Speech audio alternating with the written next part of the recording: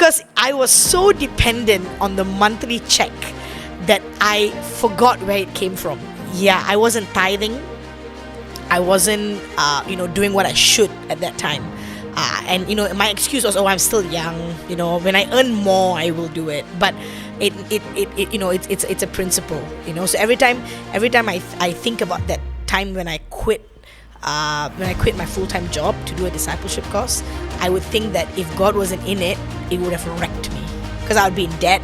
But He always met my need at the last hour because He wanted to remove my dependency on men.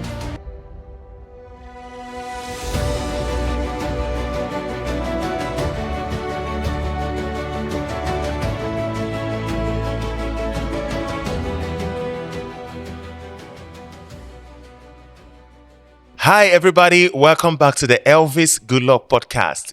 Today we're about to have an amazing conversation. But before we go in, I just really want to encourage every one of you, if you're yet to subscribe to this channel, please do that because you're going to help us reach more people. But I'm super excited for the conversation that's about to happen today. I have a friend of mine here who is amazing. Like when I say she's amazing, next level, guys. Today we have the one and only Aqila. Oh, Elvis. Hi, Aqila. Hi, so good to be here with you. How are you doing? Good. A bit nervous for what we're about to do, but believing that it will be very, very fun. So good. But, before we go into the conversation today, how about you just, tell the people a little bit about yourself? Sure. Hello, everyone. I'm Aqila. I am Elvis's friend, that's for sure. I work with children. My background is pretty diverse. I just turned 30, so now I'm like an adult pro max. I no longer can rely on other adults. I am the adults. Okay, that's not true. I still will rely on other adults. But when you hit 30, you really feel like adult pro max, Suddenly everything feels real. I work with children day in, day out. I get to spend a lot of time with passionate teachers, individuals that are on my team, and we run a preschool. We also do enrichment for kids, primary, secondary. I belong in a family. I've got two siblings. Both of them are older than I am.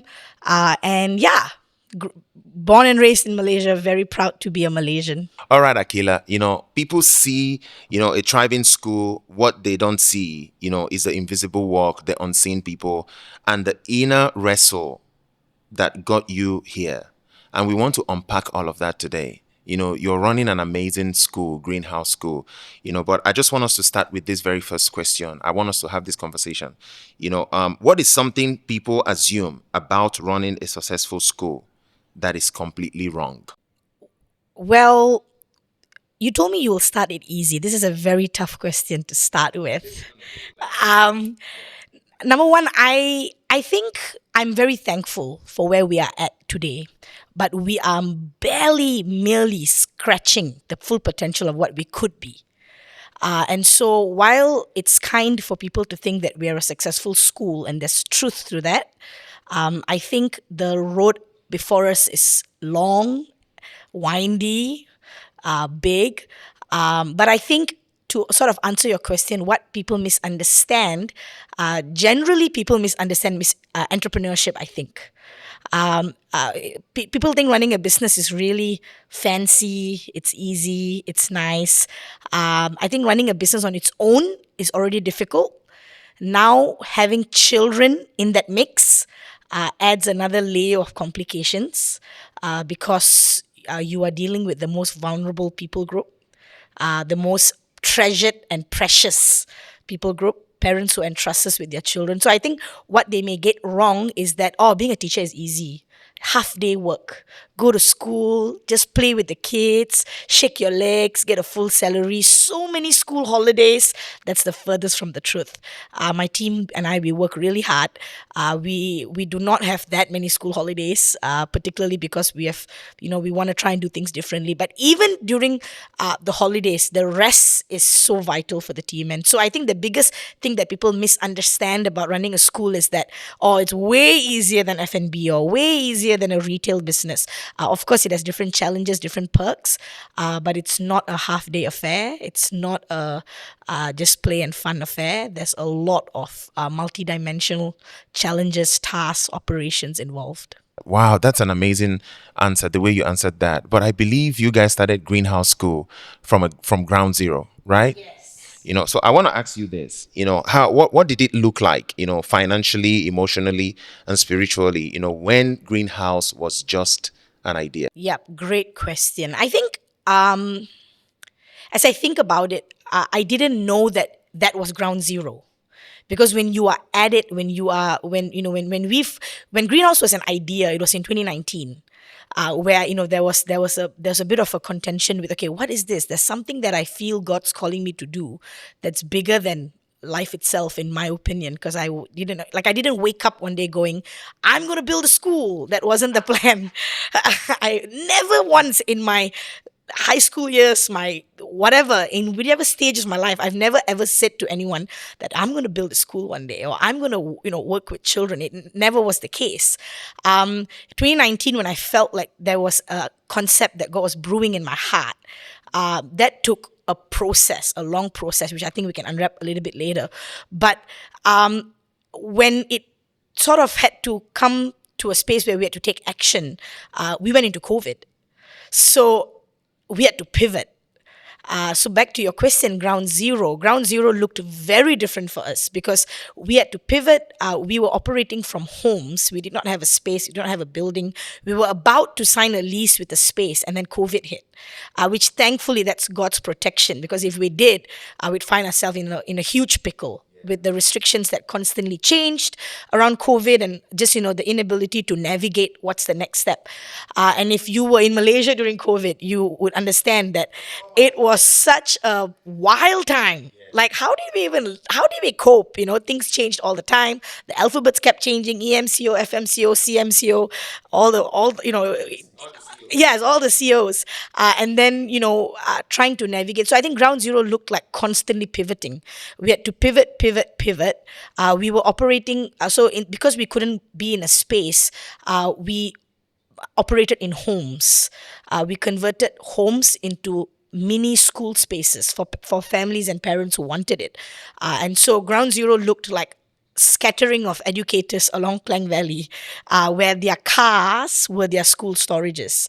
So if anyone would want to come for a car ride with me, their first question would be, is there space for me, or is there all just toys and resources? So ground zero was the office being in my car, the photocopy machine, the laminating machine, all of that just being on the go, just lots of pivoting, lots of constantly trying to re-strategize to cope with the season at that time. Ground zero was a lot of freelancers. There wasn't really like I said, I didn't plan on building a school. It was one thing that led to another. Growing up, what did education teach you about yourself? And what do you think got missed? I loved school life. It really shaped and defined a lot of my fun aspect. Like, I love having fun because I think I was blessed enough to go to a school, a government school. I went to St. Mary's. Shout out to St. Mary's. It's a government school that had a very strong board of governance, and incredible values. While I was in school, I did not realize that those values were very defining. When you leave somewhere, you reflect and you go, wow, those were all really pivotal in my growing up. So I think I am very blessed. I grew up in an incredibly holistic sort of school where it wasn't just academics. They pushed out the creatives, they pushed out the ability to do debate and public speaking, and they trained you, and drama was big, and I enjoyed all of that. If there was 200 days, 200 schooling days a year, 90 of it I'm outside competing, doing different things. And so I really enjoyed school. In terms of what it may have missed, I think generally people of my generation would probably say it was wired in a way where it focused a lot on your weakness, not so much your strength. So if you are weak in a particular element, then they want to drill that and they want to help you be better, which is good. I'm not saying it's bad, but the building upon strength was sort of overlooked in my generation, at least, where people always wanted to fix what was wrong with the child or what was behind rather than promote what was already emerging and what was good. And I think that that comes from the systemic environment that we're in, but also just upbringing with generation gap and stuff like that. Do you think all the things that you went through growing up, like just like you mentioned from, your school, did that in any way encourage you to do what you're doing today? Yes. So there is no perfect school. There's no perfect university. There's no perfect college, and we all know that. But I think certain things mark you without even realizing. I was from a different faith growing up. I wasn't always aware to the concept of calling and big dreams, and I wasn't I wasn't always exposed to the potential that God's put in your heart or God's put in your life. That wasn't the language that I grew up in my family.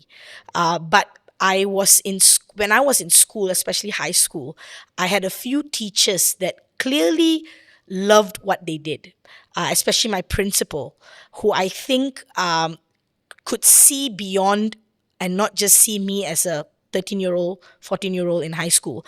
And she always took time to deposit seeds of hope, which I only realized much later.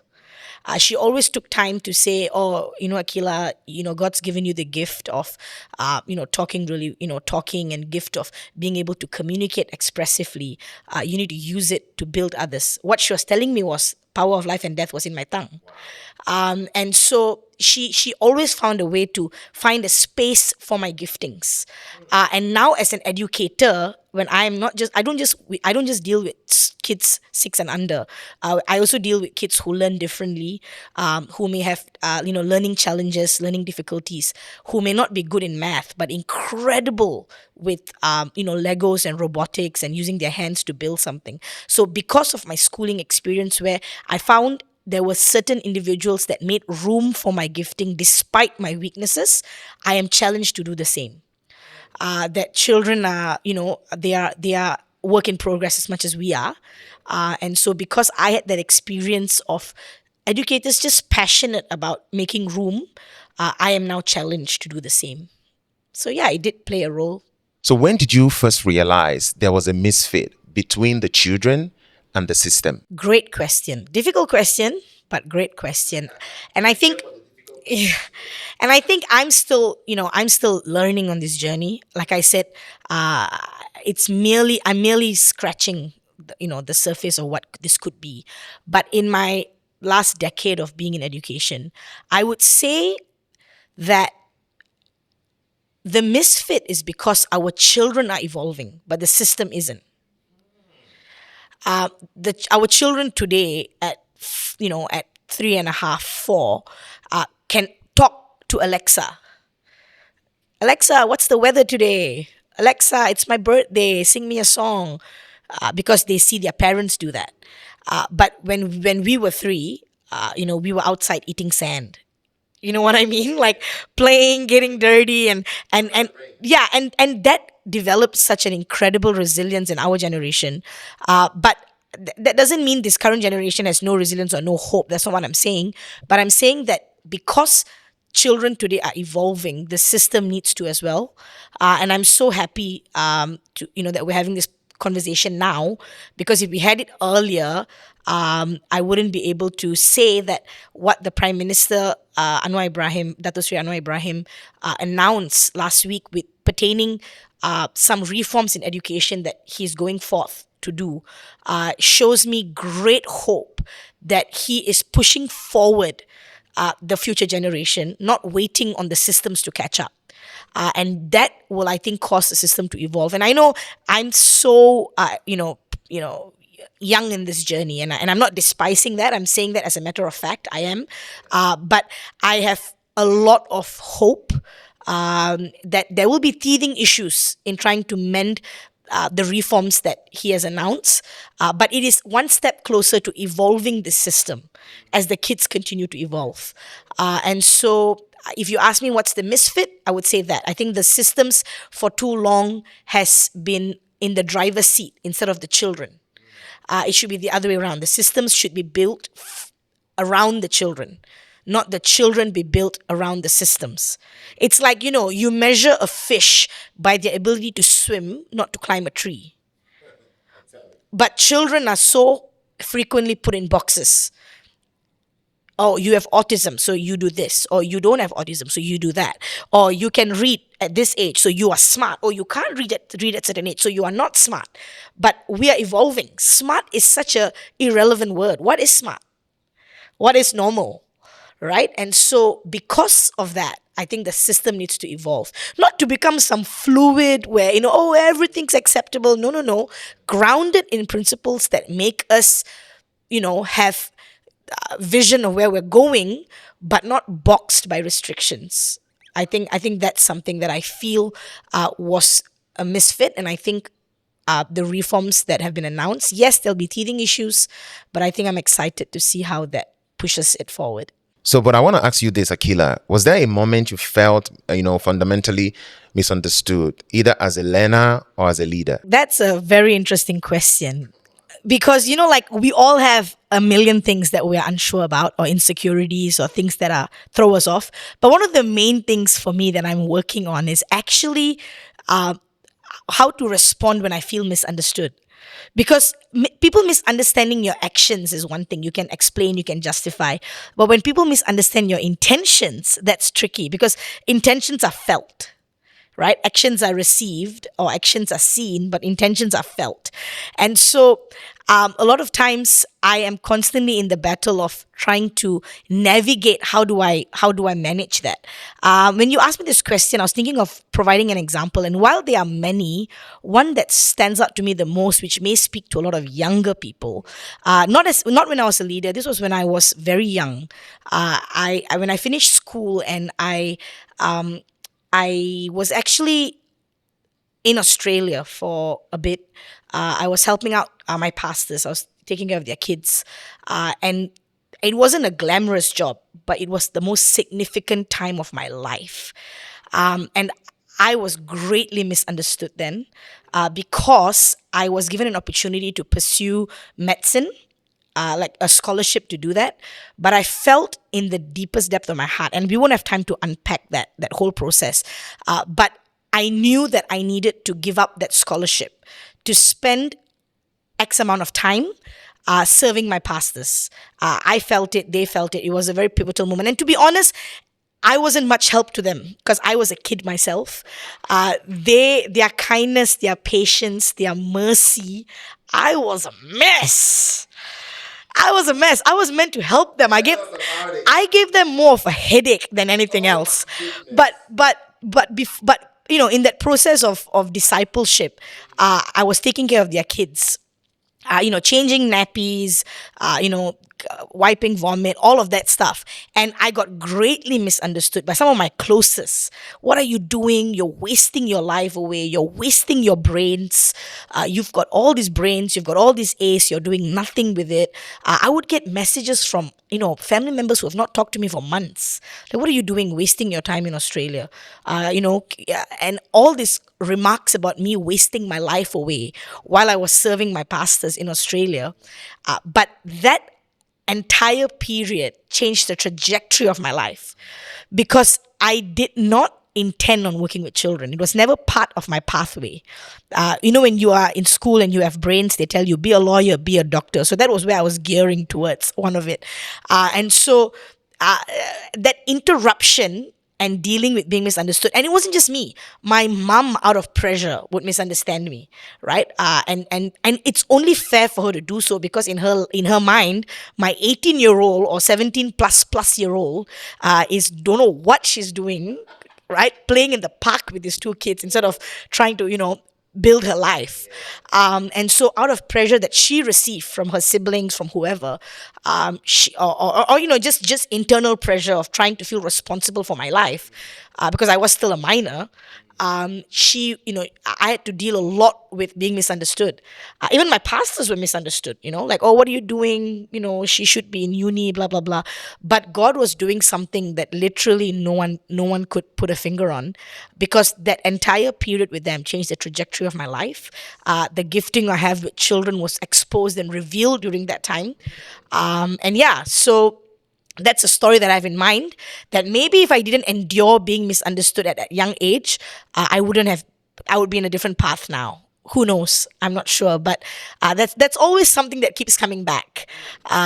Even a simple decision can be misunderstood. What more if I have to make decisions for pertaining everybody else? And so that's something that I'm still learning. I can never articulate well enough how grateful I am to my pastors who actually, like I said, I gave them a headache instead of, because I was a mess. I was a kid myself, but I could do the bare minimum, and so they were so gracious to me, gracious and kind, and in a moment of correction, he took one of my pastor. He sat down and he told me, in a moment of correction, he said, regardless of all of this, you have a gift with children and you should pursue that. And if he had not said that, I would have just gone back to the normal, which is okay, let's go and pursue what I was told, which is to be a doctor. Nothing wrong with that, by the way. If you're a doctor, I love you. It's just that I would have been a very bored doctor. Yeah. Wow, Akila. We're right about now. We're gonna go a little bit deeper. I'm sure everyone that's watching us, they wanna, hear your God story. Just a little bit. We don't want to give them a glimpse. We don't want to give them so much. But I just want to, ask this: what decision did you make that only made sense if God was real and looked reckless if He wasn't? Great question. I mean, there's many, and a lot of it needs context, and we won't have time to go into that. But I have one at the top of my head. I was working in a company very established, had incredible principles, incredible values, really shaped a lot of my fundamental technical skills when it comes to working with children. I was led by supervisors that were extremely skilled, extremely strict, and so they never were shy to discipline me when it needed, and encouraged me when it needed. And so, but there was a stage in my life at that time where I felt a deep desire to do a discipleship course. That is a huge interruption to my career progression. Because when you are in a company that's so established, and I loved it, I had nothing that was, that I was unhappy about. In fact, I'm so thankful till today. I'm so thankful for the opportunity, and at that time, this deep desire was in conflict with where I could go professionally, because that would mean this discipleship course would mean I will need to drop to a part-time employee, work part-time, and this natural career progression would be put on hold. And I remember talking about it with some people, and they were like, maybe not this year. Maybe you should give it a few more years. Get yourself to a place where you are stable, and that's not bad advice. I think that's very wise. In a lot of contexts, I think people make impulsive decisions, and that's not good. But I got a few people to pray with me. And I trusted their discernment as much as I trusted God to speak to me. And it was very clear that I needed to do this discipleship course. But there were still many that were not for it. Then there were, then the group that was for it, right? And so at that time, it looked very reckless. But that discipleship course then sort of led me to make a few other decisions after that, that gave me access into spaces that I would have never imagined. And so, I think at that time, if God wasn't real, it would have been 100% reckless, because I had bills to pay. I had this discipleship cost, I had fees to cover, I had a car to pay for, all of that. And so so dropping part-time to do a discipleship course that I have to pay for made zero sense. But what I realized was God was abolishing my need for provision from men. because I was so dependent on the monthly check that I forgot where it came from. Yeah, I wasn't tithing. I wasn't, doing what I should at that time. And, my excuse was, oh, I'm still young. When I earn more, I will do it. But it's a principle, So every time I think about that time when I quit my full time job to do a discipleship course, I would think that if God wasn't in it, it would have wrecked me because I would be in debt. But He always met my need at the last hour because He wanted to remove my dependency on men. There's wisdom in counsel, the Bible says, right? And not just everybody. There was a few people and accountability, right? Being accountable to that process. So it wasn't something that I decided, okay, I'm going to quit my job and see you later, amigo. It wasn't like that. It was a process that was tough. There was resistance. There was a lot of fear.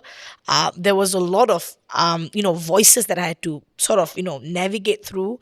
But yeah, it's not please don't abuse the God card. That's something that I yeah, God said, quit my job, and then you are unable to meet whatever. I didn't quit my job and do nothing. I After I quit my full time employment, I did my discipleship course. I gave it my 600% because I was able to, and I did odd jobs. I took care of kids. I babysat. I did filing. I did phone calls. I did just to cover the bills and not sit down and say, oh, but God told me to quit my job.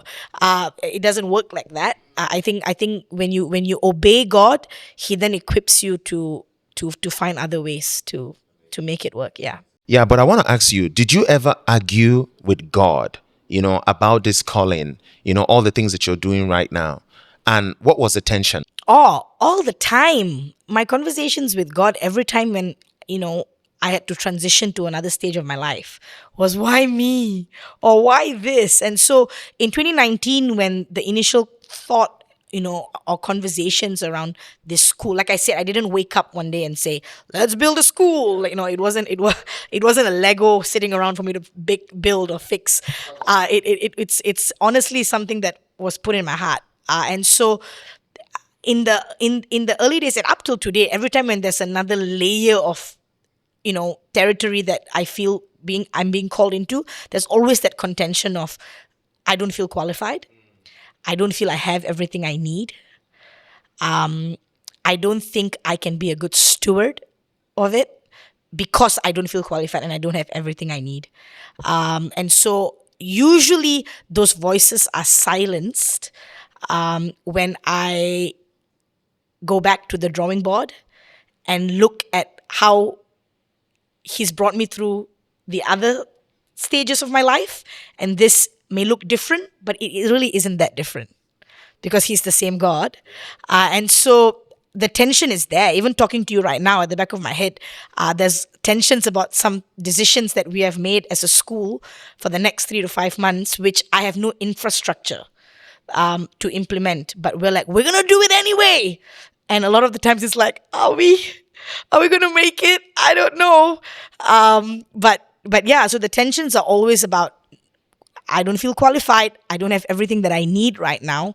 And I may not be the best steward for this big task or mission or whatever that you want to call it. So, but Aqila, I want to ask, was there a prayer you prayed, that wasn't answered the way you wanted, but it shaped you anyway? Oh, tons. If God answered every prayer the way I wanted it, I would be arrogant. I would be living a very different life. There are tons of prayers that I've prayed that God's answered it in a different way, but it's shaped me. I think the main prayer is use me.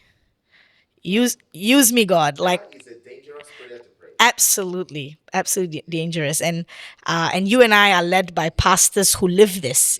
And so when you're around that contagious atmosphere of people being so available to God all the time, you are drawn to do the same. And so sometimes I think, oh God, this is how you can use me.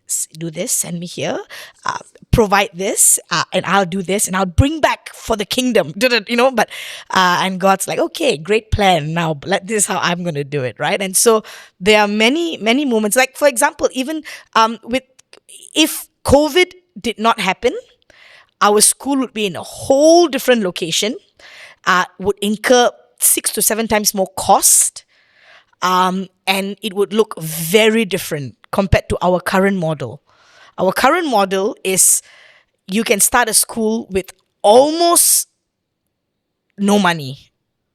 Almost. Of course, it's impossible to start it with zero, but almost no money compared to what you will need, right? Compared to what you will need. So if God answered my prayer the way I wanted it, we would be in a very different space, in a very different model, in a very limited and capped operation structure. Wow. Amazing. Aquila. Oh my goodness. But I just want to like ask this, what would you say, like for someone who's like, the person prayed to God and, God is trying to, maybe delay that whole thing. It might not be a school, it might be something, might be some like a business that they're planning to go into, not knowing that that delay is actually God trying to shape them, trying to, help them become who He's called them to be. And because of all of this, they start like build like resentment towards God and all of that. Like, what would you say to somebody like that? Maybe it's how I'm wired, but I don't hold on to things too tightly. I don't say this like, oh, I've got it all figured out. That's not what I'm saying. But generally when I pray, I'm like, okay, God, that's your problem now. Like, I'm not going to hold you accountable to how you answer it. And if you are in a space where you are in a wrestle with wanting God to answer your prayer, whether it's an idea for a business, whether it's a project, whether it's content writing, whatever it is, the wrestle is actually in the wait, right? How you wait.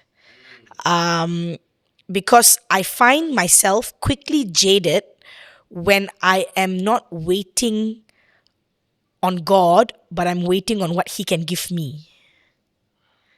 Does that make sense? So then I'm quickly jaded. I'm like, this is not going to work out. But if I'm saying, no, I trust God's nature, while I wait, this is what's in my hand right now, so I'll do it. And I don't get it right all the time. A lot of the times I need painful reminders to be faithful. But those reminders keep me close, close to my own, lack, my own insecurities, you know what I mean? And so it grounds me, it doesn't keep me, it doesn't cause my head to grow so big.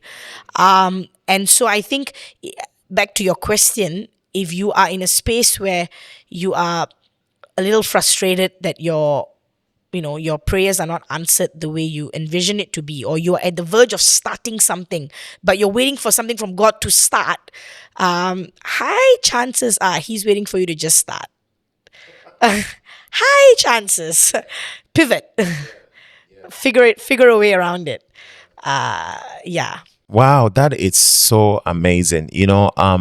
Sometimes, I believe, from what you just said, I also believe that, when God is like delaying the answer, He's trying to shape us to become who He wants us to be. God's plan is not to give us like answer all our questions, and the answer to that question will ruin our lives. I believe you've seen this movie, or you've heard about this movie, Bruce Almighty. The guy who wanted to be God, and he became God and answered everyone's question, answered everyone's prayer, and that ruined the whole world. That is not God's plan for our life. He wants to bless us, but He wants to bless us at the right time. A great example is like, you can't have like for me now, like I can't give Zion a car to drive. Then I say, Daddy, I want a car. But I would never do that, because I know that if I give him a car right now, if I even just allow him to maybe drive around the LG, the lobby, he might hit the car, he might kill himself. And God doesn't want us to, He doesn't want that to be our story. When He delays, every delay is not actually a denial. That is one thing that I've come to see and believe. Yeah. And I think I heard a preacher say this once, which I thought was brilliant. If God showed you the last step, you'd be too scared. If he showed you what the end page was, like, okay, if you do this is what will happen, you would scare yourself out of destiny. But I think knowing that your next step may not be so extravagant, may not be so incredibly big. Like, again, I'm still young and I'm learning every day that it's really just about what's in my hand and what can I do with what's in my hand. And constantly being challenged to be a better steward with what's in my hand. And most of the time, it's time, like how I'm using my time. I've been so convicted, and it's been a good year so far, but it's only been 26 days. But I've been keeping to it, whereby I'm limiting my scroll time. Yeah, yeah, limiting my scroll time, and making an effort to move every day instead of just trying to put a routine, but just make it a daily thing. But like I said, it's 26 days. Ask me again in August, and we'll see how we're going. And I'm hoping and I'm praying. Okay, great. May is a good opportunity. May is a good opportunity. And I was telling my team this. I said, there's so much of when we met for the first day of the year, where we do like this thing called an inset. I told my team this. I said, there's so much of hope, but also pressure around the 1st of Jan. It's the new year, new me, New Year's resolution. And I am not bitter about it. I like it. I like that idea. But I was telling my team that if as a team, we can keep each other accountable and be committed to keep it fresh every day. So, because you're going to mess up, right? I have goals to read every day. And out of the 26 days, to be very honest with you, I have not read for 3. Yeah, open confession. I've not read for 3, and I informed some. I say, hey, today I didn't read, but I'm going to try again tomorrow. Like, just keep it fresh every day. There's other that and so while there is so much of excitement around the new year, you can keep it fresh every day. Getting a new haircut in May can make it feel like a new year. You know what I mean? Like, imagine me getting a haircut in May. I'm gonna look like a crazy. But yeah, yeah. So, to be very honest, out of the 26 days that I'm meant to read every day, Yeah. I've not read for 3. Open confession. Yeah, that's right. Keep it real. And so with that, I find myself very challenged to keep it fresh and keep it realistic. Like set realistic goals, like what you were saying. Yeah. It's very important to set realistic goals. Even early this year, I sent out a video. I made a reel. I'm like, guys, let's set goals that are realistic. There's no need for you to set goals. You have this vision board that is so huge, and you're just gonna give up on it after the first quarter of the year. It's good to set goals that are realistic, something that you can achieve. Start small. Amazing. In a conversation earlier, you said something very remarkable. You said that people are your greatest resource. And I want to ask you this question. Who corrected you early, and how did that correction impacted your leadership? Good question. Man, early, I would say I'm constantly learning. I think as a teacher, the moment you cease being a student, you become irrelevant. And so I'm constantly open to be corrected. And I know myself. I know that when I become a little unteachable, What is unteachable? yeah, when I become, a little resistant to feedback, correction, my way or the highway, I know myself. I know the symptoms to that. So the only way to beat that is to constantly just put yourself in an environment where you are open to feedback, and of course in a safe environment, not an environment that tears you down or calls you names. But my team at work, they know that they can come to me and say, hey, I tried what you suggested, but it didn't work. Can we do this instead? We have incredible leaders that can run their own organizations, but they choose to believe the vision that Greenhouse School has, and they've come alongside. And that's why I say people are the greatest resource. So to answer your question in terms of who corrected me early, I would say in every season of my life, there's different people. My mom, in my fundamental growing up, my mom, she corrected me early on. Auntie Sab, that's right. Sabby, everyone's favorite. Shout out to Sabby. She's put in me integrity for money. Let me tell you a funny story. It used to be very private, but now I realize a lot of people know it, so it's no longer private. Because you know how you tell someone, you say, hey, this is a table conversation, it shouldn't go. Yeah, oh my goodness. When I was young, and integrity is so important, and people think that integrity is something children will learn when they grow up, but that's not true. Integrity is something they learn when they are in your house, when they are little. It's not something that you rely on the school to teach. It's not something that you rely. Oh, when they grow up and they realize that integrity is needed, then they will put it into practice. No, no, no. Integrity is something that you drill in at a young age. So my mom, bless her, she can be very intense. Let's say, quite extreme with her discipline at times. She would never spank me. No, no, I mean, I'm not against spanking, but she, let's just say it involved government authorities. So what happened was, when I was a kid, I thoroughly enjoyed buying things for my friends. So that would mean taking them to the canteen and, hey, do you want some Vitagen? Do you want some bread? Okay, okay, okay, okay. And I pay for it. I love doing that. Hey, I bought things for your kids. That counts. And so I love doing that as a kid. And so there was a need for me to always have more than what I needed when I went to school. So you get pocket money, right? You get 2 ringgit. I would want 4, so I could buy for my friends, right? Good intention, but sometimes good intention causes you to bad action. So what I did was, my mom and dad would refuse to give me extra to teach me to manage and work out budgets. But I would ask my brother, who is so soft-hearted. He would say, "Okay, sure, here's some money for you." Blah blah blah. One day, my brother said he had no cash on him, so I asked my sister. She told me to not take her money because she needed it for school. I said, "Okay, I won't take your money," and I still took it anyway. And I took her money and I went to school and I'm buying on my friends all these things and everything's it's a good day, right? I come back home and my sister's at home, which is odd because generally she's at college by the time I come back. And she told me, "Aqila, you are in so much trouble." I'm like, "Huh? What did I do?" She said, "I couldn't go to college today because you took my travel money. And guess what? Your mother is on the way home to come and deal with you." And I'm like, oh no. And so my mom comes home and she says, "Okay, so I heard about what you did. You took something that didn't belong to you, even though the person who owned it said not to take it. And that's called stealing." And I'm like, "No, it's not." And I'm 8 years old. And she's like, "It is. That's what robbers do. They take what's not theirs. And you did it. And in this house, there's no room for robbers. And you've been doing it for a while. And that's the truth." Because my brother says yes on Monday and Tuesday, Wednesday to Friday, I don't ask his permission. I just take his money. And my mom had come to know about this, right? And so when my brother doesn't have, I asked my sister. She clearly said, "Don't take it," and I still took it. I'm 8 years old.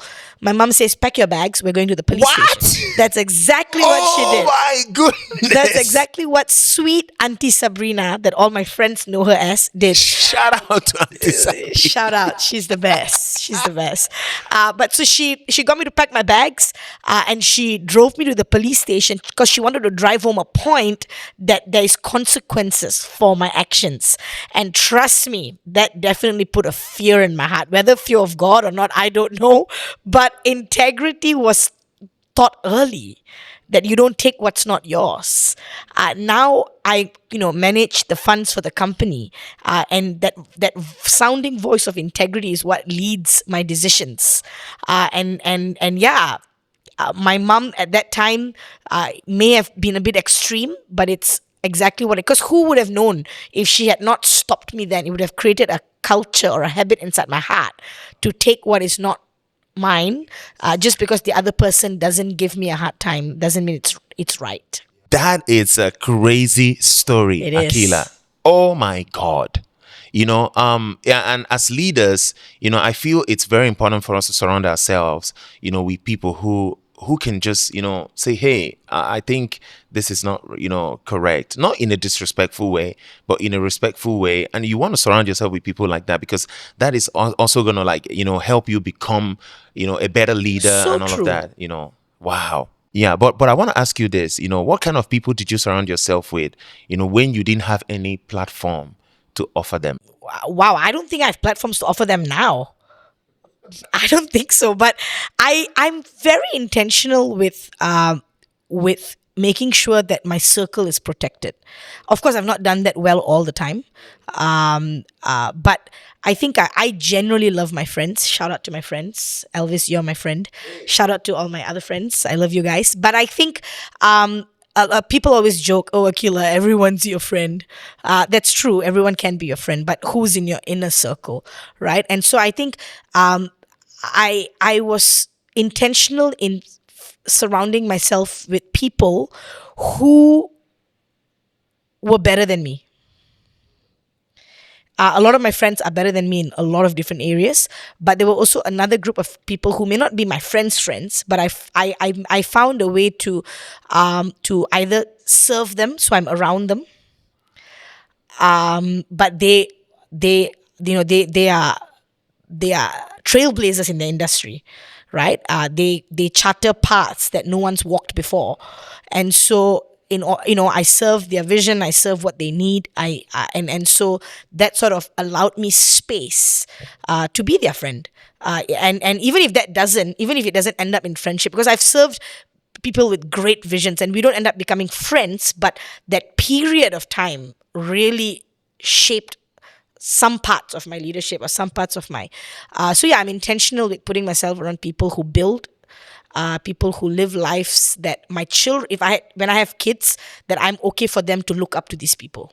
That should be like a marker, you don't want to be around people, you don't want your kids to be around people who backstab, gossip, live unhealthy, make unhealthy choices with their life. But you want your children to be around people that build them, and so that's like a marker for me, I guess. But yeah.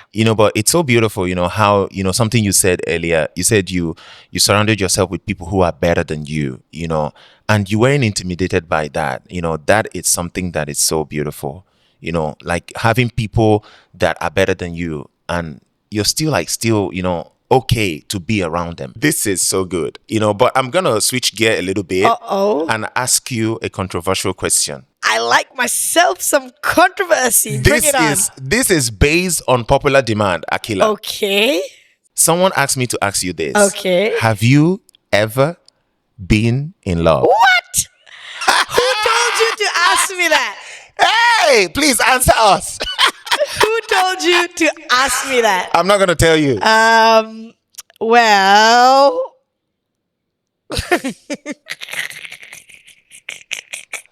Oh my goodness. Wow. Well.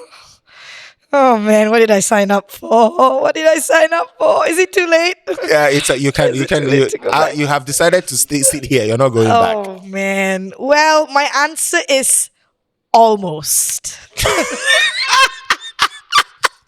What is almost? Let me explain. Let me explain.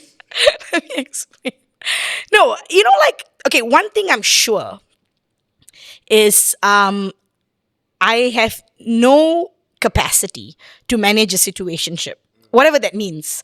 I have not much experience in this arena. I've been very busy working. My work eats everything else for breakfast. But one thing I'm sure is that the dating life is very different to everyone. It's such an interesting space to be at, because sometimes I'm like, wait, isn't this backwards? Isn't this too forward? Like there's all these different combinations, like situationship, talking stage, not talking stage. There's all these other terms which I am still trying to figure out. But yeah, I think for me, I've almost been in love. Almost, because okay, what about almost you don't understand, or you need more clarity on? I believe everybody want to know. What does the almost mean? Please. So like you get to know someone, and I'm really chill. Like I don't think coffee means marriage. Like not everybody's story is like the ones that you read about where one coffee and then it's like they get married. Or I'm okay with getting to know people as people, not getting to know everybody with the idea of, oh, can I marry them? You know what I mean? I get a bit creeped out by that sometimes. I'm like, oh, okay, I thought we are just talking as friends. And so sometimes I'm a little bit oblivious to that. I'm like, I thought I'm just being nice, I'm just being a friend, But then they're like, oh, but I thought, you were leading me on. Huh? How? I just bought you a drink. How's that leading you on? Or like, yeah, I answered your call at 10 p.m. because I thought you needed something. But I think for me, why I say almost is, like you go through that stage where you're talking and then, okay, maybe there's something, I don't know. And then you try and figure out, okay, like for me, I'm always thinking about the future. Can I see this person? Of course, sometimes I get too caught up in that. But I think I don't think about the next 10 years. I think about the next 12 months. And can this person be in my next 12 months? Because I don't know what the next 10 years holds for me. And so there have been a few moments where I feel like, oh, this is going somewhere. And then when rubber hits the road, I'm like, oh, I got to pull the handbrakes. And usually it's fundamental reasons. Like maybe they don't have the same passion for the things of God like me, or they don't see Malaysia as their home. Like, like Malaysia is temporary for them. Like for me, I know I'm called to Malaysia. Like I know that rubber hits the road, whatever happens, I will live in Malaysia till the Lord calls me to go home, unless He says something else. But for now, I know it's Malaysia. So it hasn't been anything. Of course, it's been painful in some aspects because I'm only human. But yeah, I say almost because thankfully, again with counsel, I've not, gone on, like, okay, yes, let's figure this out as we go because our love is greater. Like it's not been like that. With counsel, I've managed to like, okay, maybe we have to like rethink this. But yeah, so almost. Wow, almost. Yeah. But I just want to ask you this, Yeah. which relationship multiplied your capacity the most and why? Other than my relationship with God, Yeah. primarily, I am still learning that my relationship with God is more important the busier I get. I know it's easier said than done. And I'm far from being in an ideal space with this. I always feel like I shortchange myself because I don't spend enough time in the Word, and so that's something I'm trying to confront and be better at. But in terms of my earthly relationships that has multiplied my capacity, I would go back to my initial point, which is my friendships really mean a lot to me. And I think when you say multiply my capacity, I may not answer it from an angle of leadership, but I would answer it from an angle of people who fill my cup. Because then that makes me feel like I can do more. So sometimes my friends, and something that I love about them is they always give me the opportunity to say no without feeling bad. Because sometimes with my life, I cannot do spontaneous hangouts as much as I could before. I'm not married, I don't have kids to care for, but I have other things that sort of restrict my ability to be so spontaneous. And so my friends are so kind to me. They always keep asking, even though I've not been able to make it for the last few rounds. But I would say what multiplies my capacity is really just chats around the table, laughs, good food, swimming under hanging out by the pool, just doing things that require no planning.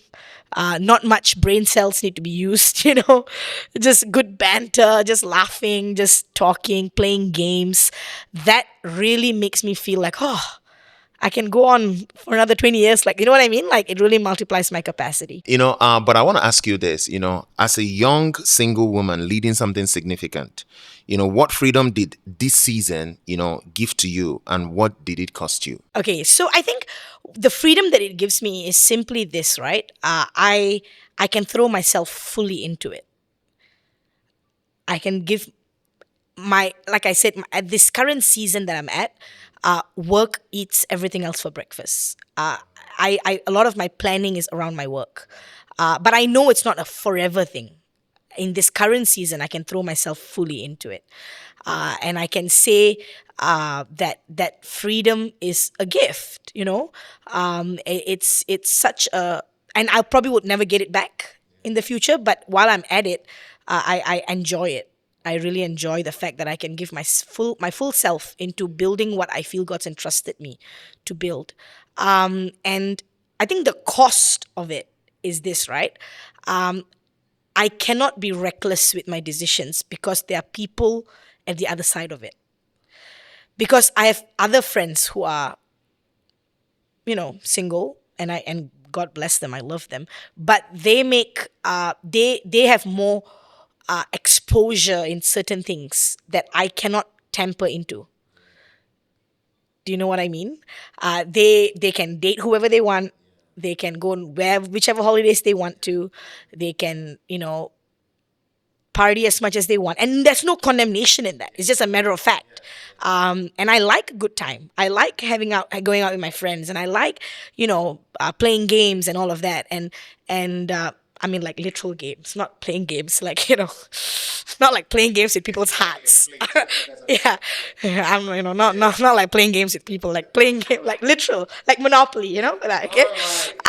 But I think the cost of that is that I think I constantly have to take a double take when I want to make I see it this way, right? I don't have a private life. My life, I can have a personal life, but it's never private. Yeah, not because I feel like there are eyes watching me, not that at all, not from that place at all. I'm not a politician, or I'm not Michael Jackson. Like, there's no eyes watching me all the time. Like, it's generally the concept of me not having a private life is this: I cannot have two lives that doesn't one day catch up with one another. Because my world is in that way where everything is a full circle. And so the cost of that is sometimes I have to make boring decisions. Sometimes I have to say no to certain things. And sometimes I have to say no to certain people. Um, don't look at me like that. Don't look at me like that. And so, yeah, the freedom is delightful. The cost is weighted. But yeah. So, but have you ever had to choose between emotional comfort? This is prying into your, you know what I'm saying? Have you ever had to choose that, emotional comfort and obedience? And what did that choice teach you? To be very honest with you, a lot of the times, at least for me, when I know something's not good for me, I know it from the onset. But I sort of like, maybe because of, oh, let's give it the benefit of doubt, or let's give this person, maybe it's not that, maybe it's this, but I know it's not good for me. Like, I know, nothing to do with that person. The person may be so lovely, so sweet, so incredible, right? So sweet. Very sweet. but, but I know it's not good. And so, yeah, I had to choose obedience. And in fact, the Lord is so kind. Though I know, He still speaks. I was reading Proverbs just this morning before coming here. Proverbs 26. So I'm doing one proverb a day. And January there's 31 days, so 31 books in the Proverbs. So in Proverbs 26, it says, only like a dog returning to its vomit, only a fool will keep going back to its folly, only like keep going back to what's not good for them. And so I'm like, okay, Lord, I know that's what for the fifth time this week, I got it. And so, yeah, I've had to make those decisions very frequently. But again, I don't make those alone. It's very uncomfortable to talk about it, but I talk about it. I tell my sister-in-law, I tell people that I trust that, hey, it's hard. I've had to make this decision. And so generally it's hard when it involves people, whether it's romantic or not. When it involves people and a decision where you have to choose obedience over happiness or making them feel good or whatever, it's generally hard. Even in a professional context, right? Sometimes I have to choose obedience to have a tough conversation with one of my team members and sacrifice their comfort level. Because, telling somebody that they're at the verge of, dropping the ball so bad that it's going to affect them may not be as easy as we think it is. But out of obedience, yeah. So it's not just all romantic, all right?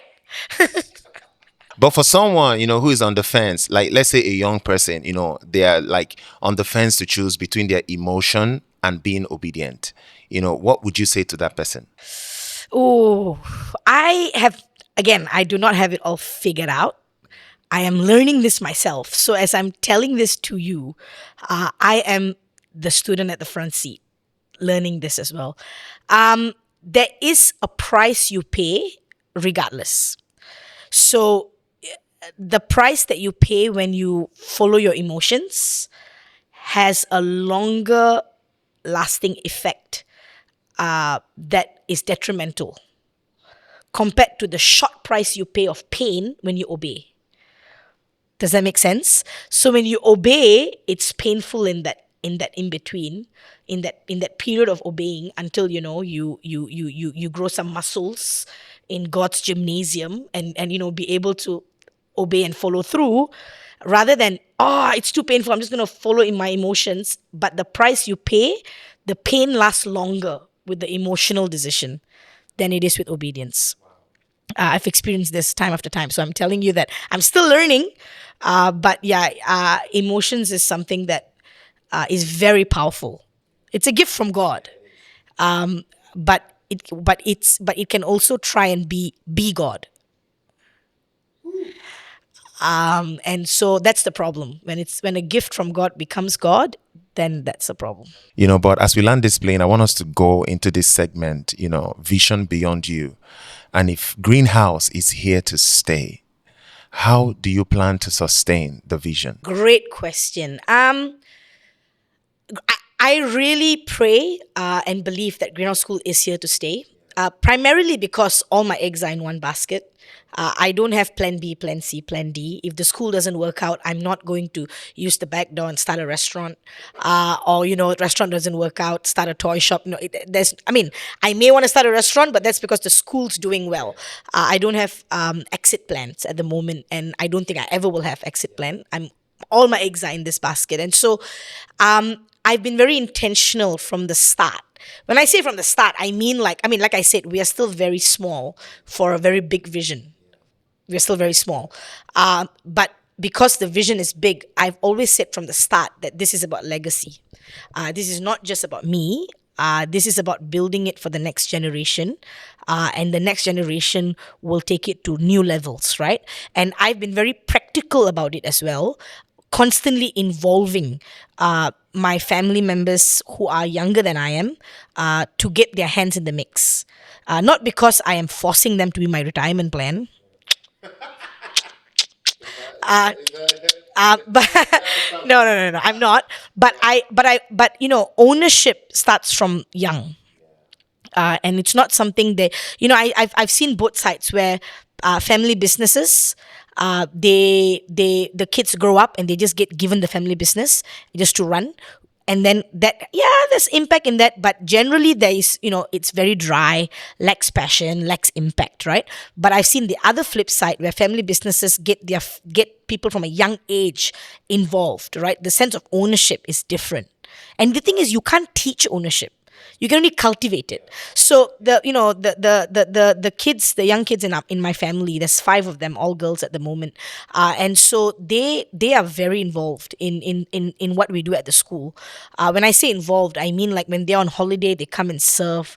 My eldest niece actually works for us, interns for us 2 days a week, and she's incredible. She's grown as a teacher herself, and while they have their own dreams, and I'm so proud of them, and I will do whatever I can to push them toward that. I know that this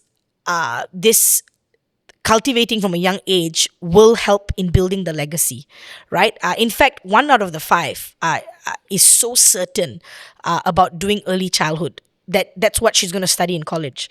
Before this, she had other ambitions, but in university, she's going to pursue an early childhood degree. And all of them have that language, I'm going to do business and I'm going to come back and serve the school, and they may not, doesn't matter. But as long as I have that language of legacy in the midst of our conversations, I think I am very comfortable with handing over to the next generation, handing over to whoever God brings our paths that I know will accelerate the vision. Because the vision is not built on me, it's built for the children, not for myself. And it's not my vision; it's God's. I am not humanly capable to outwork what the Lord wants to do through Greenhouse School. And so, to answer your question, How I see it happening is by constantly having the next generation in our midst. So we do a lot of student internships, even though we are overstaffed and we can't afford to pay another person. I always say yes to students because I feel like it's an incubator for the next generation, and the seeds sown they can carry even if they don't come back to serve us in the future, but whichever school they go to, because normally those that intern with us either want to do a teaching degree or a psychology degree, or which all sort of relates to human interactions anyway. And we've had some positive feedback from interns who said like, oh, my time there has marked me, I really miss it, I want to come back, because I really believe that we can be an incubator that births forth people who do work with children differently. So, but I want to ask you, Akila, what must never be compromised, even when you're not here? Great question. I think two things should never be compromised. And I've given this a thought time after time, because why I think about this a lot is because a lot of our processes now need to ensure that these things don't get compromised. So the first, and I'm not going to give you a technical answer because the technical answers come from these two principles. I think the first one is the burden to love the children. A lot of our team, they genuinely love our children. Not a lot, all of our team. I dare say every single staff member in Greenhouse School loves the children. If we have kids in the hospital, they are asking me if they can go and visit the child. They are there at birthday parties. They do things beyond their 9 to 5. They are preparing resources. They are, responding to text messages after work hours. All that show a burden for the children, a burden to love the kids. And one thing that I want to just sort of encourage, that's just come to my mind, if you are leading teams, when you value people for what they can do for you, they only give you what they can do for you. But if you value people for who they are, they always go above and beyond, right? So that should never be compromised in Greenhouse School, valuing the educators who are our greatest resource. When we had nothing, we still had everything because our teachers were incredible. So now that we have resource, my teachers are still the greatest resource. The second thing I would say is a passion, a posture to always be passionate. I think that's something that I think cannot be compromised, and we always have to fuel the passion. So keeping it fresh, finding ways to make sure that the team don't hit a plateau, because it's very normal to be in that space where things feel a bit mundane. But if you have passion that is backed with commitment, I think that's something that cannot be compromised in the school. Burden to love the children and passion to just produce incredible quality of curriculum, work, originality, all of that. If you have a kid, send them to Greenhouse because that is a place to be. But yeah, I want to ask you this, Akila. What would you want a child, who graduates from Greenhouse to believe about themselves that the world often erases? Wow. Wow, that's deep. I want them to know that they are always a seed. That wherever they are a seed. They are sent, they are planted, they are a seed that can flourish. So whether they are 5 or 15, if they know that inside of them lies greatness, lies perseverance, lies resilience, lies potential, then they will do what it takes to grow that seed. And the word education comes from the Latin word educare, which means to draw out. So we actually need to draw out what's inside of them, not constantly just filling them in. So I want every child that leaves our school to never really leave greenhouse. Does that make sense? That means the greenhouse is where, yeah, the greenhouse of wherever they find themselves in. They go and impact the atmosphere. They go and find ways to flourish where other people say they can't.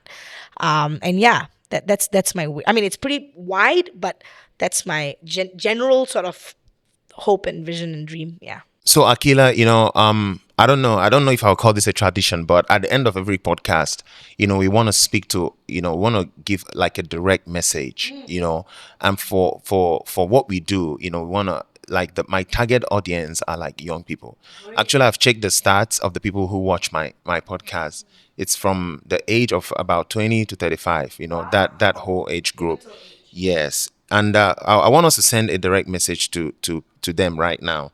So I want to ask you this: if you were mentoring a young person, with a God-given idea, with no resources and nothing to start with, what would you tell them to stop doing immediately? To stop doing immediately. Wow. Okay. Um, Stop comparing,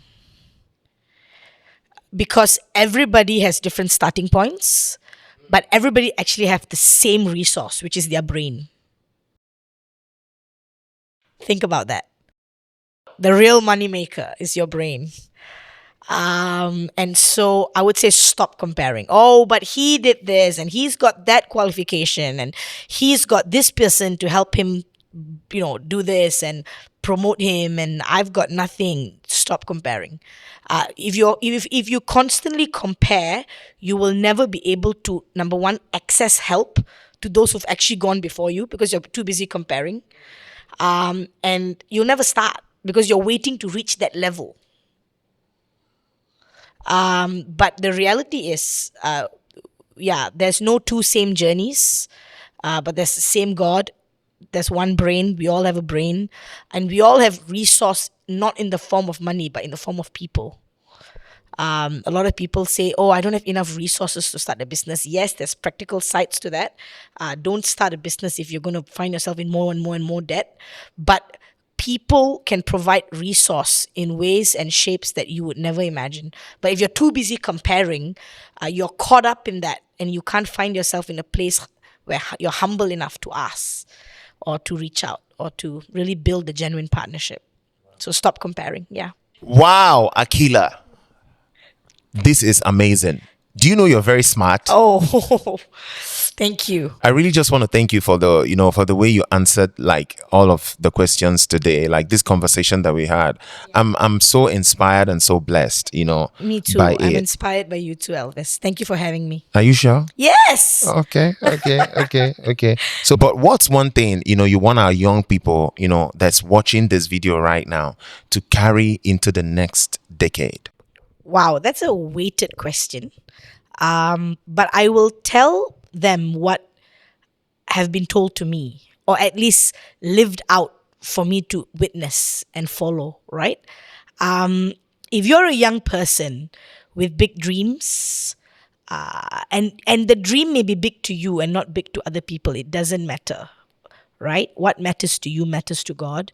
And if you want to be a trailblazer, or you are called to do things differently, to do things in a measure that is not the norm, then I would say the most important thing is to, number one, love God.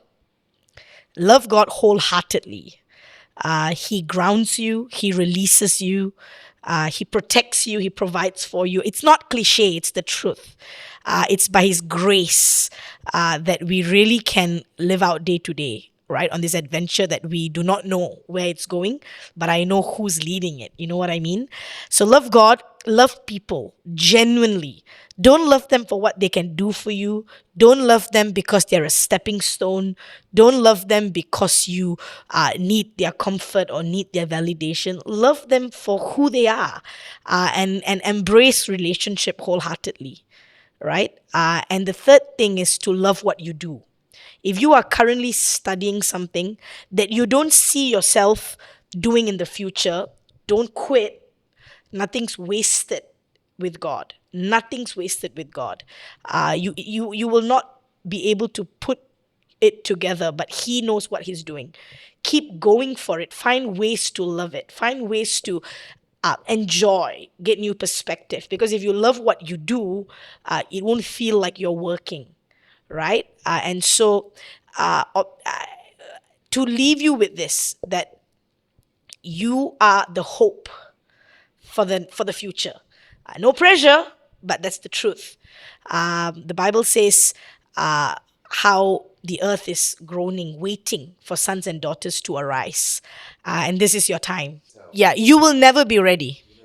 You'll never be ready to start that course. You'll never be ready to pop that question. You'll never be ready to have another child. You'll never be ready to get married. You'll never be ready. That's the reality. You just got to do it sometimes. Thank you so much, Aqila, for answering all of these. This is like, I'm sure this is like one of the best ones that I've recorded. You're Oh, really amazing. It's gonna get better for you, Elvis. Wow. Thank you Gonna get so better. much. And I really hope that people watching this get blessed by it. Yeah, I'm blessed sure they by- will be. Yeah, blessed by your consistency. I know a lot of people started podcasts during COVID, 1, 2 episodes, then there was no cast, No cast. No cast, nothing after. And that's not a bag out. Hey. That is not a bag out. That's just me honoring your consistency.